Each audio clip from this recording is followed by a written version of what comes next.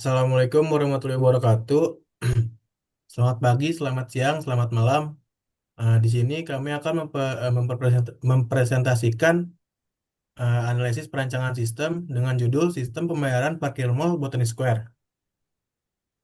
Sebelumnya, kami akan memperkenalkan anggota-anggota kami. Baik, perkenalkan nama saya Muhammad Ihsan Fauzi dengan NPM 123.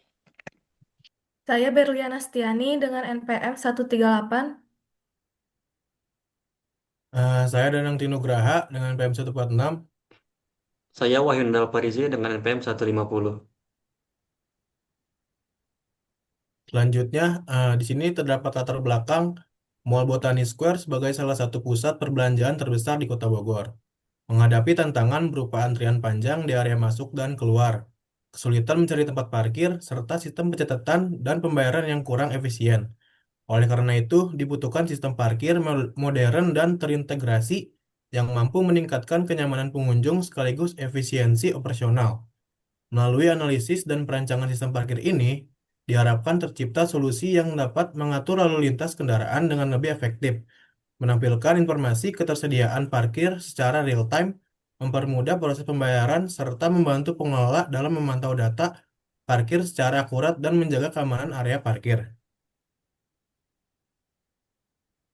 Tujuan yang pertama menganalisis sistem parkir yang saat ini berjalan di Mall Botani Square, merancang sistem parkir yang lebih efisien, cepat, dan mudah digunakan, meningkatkan akurasi data kendaraan yang masuk dan keluar area parkir, mempermudah proses pembayaran serta pengawasan parkir melalui sistem digital.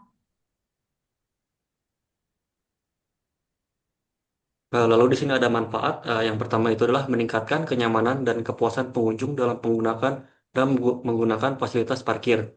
Lalu ada mempercepat proses keluar masuk kendaraan sehingga mengurangi antrian. Ada mengurangi kesalahan dalam pencatatan maupun pembayaran parkir. Lalu ada membantu pengelola dalam memantau serta mengelola data parkir secara akurat dan efisien. Lalu yang terakhir ada meningkatkan keamanan kendaraan dengan dukungan sistem yang terintegrasi.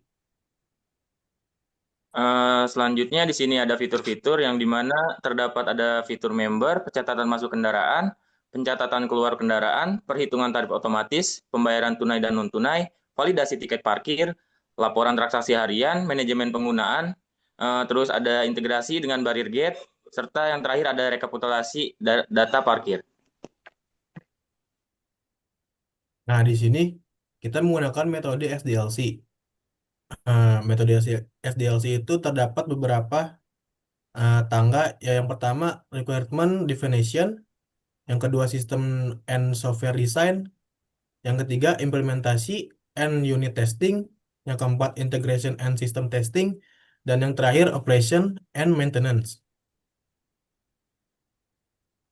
Yang pertama di sini ada tabel kendaraan, ada ID kendaraan, plat nomor, dan jenis kendaraan.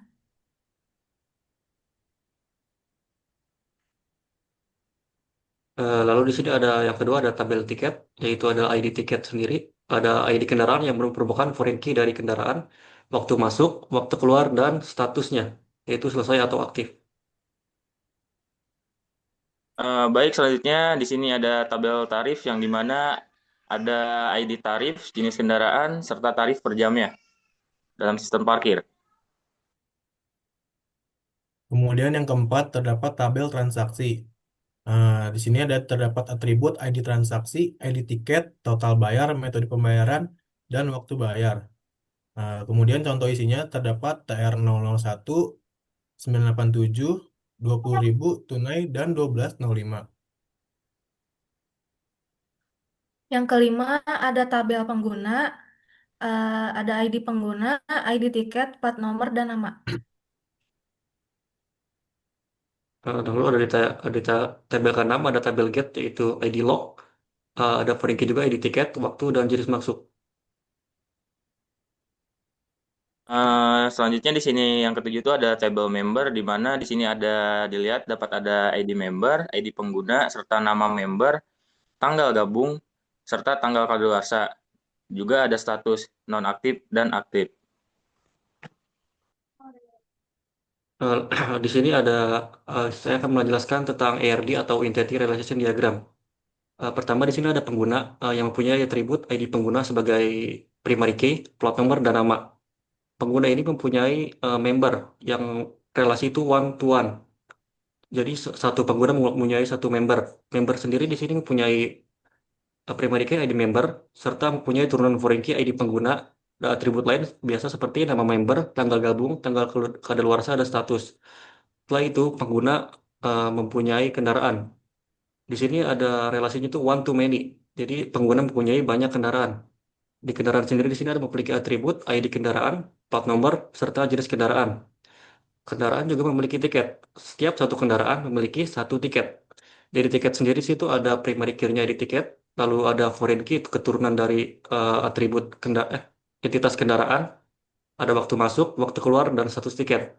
Tiket di sini ada memiliki dua cabang. Yang pertama itu dia ke transaksi, itu one to one, berarti satu tiket memiliki satu transaksi. Di sini memiliki ID transaksi, foreign key ID tiket, total bayar, metode pembayaran, dan waktu bayar. Lalu di sini tiket mempunyai ke gate itu one to many. Jadi si satu tiket ini bisa ke banyak gerbang.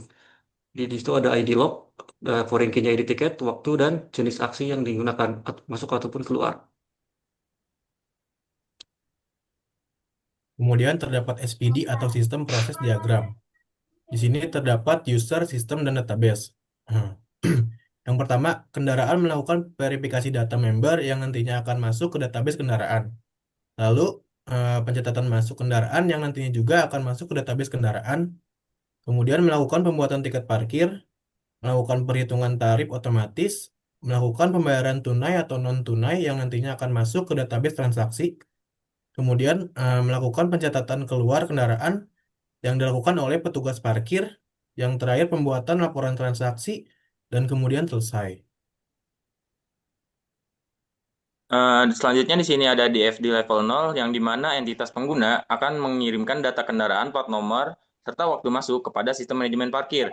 Selanjutnya, sistem manajemen parkir akan mengirim sinyal buka tutup gerbang kepada gate.